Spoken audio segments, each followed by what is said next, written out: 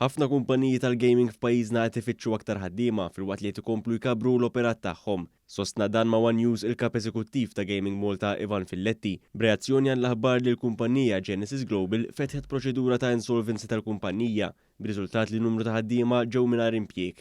Fil-fatt, is-Sur Filletti ċċara l-fatti brabta ma' dan il-każ. Biex niċċaraw naqra n-numru wkoll fuq il-payroll tagħhom, ġifieri bejn Novembru u Diċembru kien hemm 132 ruħ. Ġifieri mhux in-numru li konna qed nisimgħu f'ċertu areas tal-gazzetta.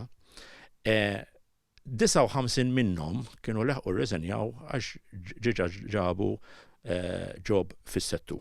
All right? Ġifieri jibqgħu 73. Filletti sostna wkoll kif id-deċiżjoni ta' din il-kumpanija li tiftaħ din il-proċedura kienet purament waħda kummerċjali u ma tirriflettix problemi fil-qasam tal-gaming f'pajjiżna. Dan hekk kif l-akbar kumpaniji tal-gaming propju jinsabu f'pajjiżna u hawn numru kbir ta' impjiegi x'jimtlew fis-settur. Id-deċiżjoni li ħadu kienet purament deċiżjoni kummerċjali.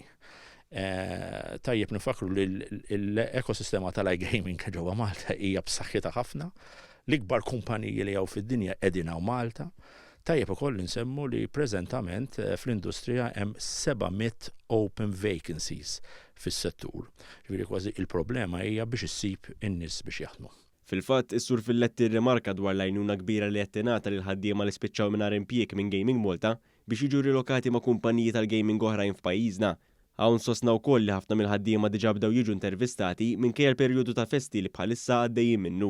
Ħafna minnhom ukoll ġiġa bdew jiġu intervistati alla volja qegħdin tajjeb insemmu wkoll qegħdin fil-holidays tal-miliet imma kulħadd qed jipprova jgħin biex kemm jista' jkun dawn l-impjegati jerġgħu ikunu ikollhom ix-xogħol u intaffulhom naqra wkoll mill-luġieħ li forsi għaddejjin minnhom. Mistoqsi dwar ir-reżiljenza ta' dan is-settur li dejjem qed jibqa' jikber f'pajjiżna, Ivan Filletti sostna hekk. Meta infatti kellna l-COVID f'Malta, naħseb l-iktar kumpaniji li kienu reżiljenti kienu l-kumpaniji tal-gaming.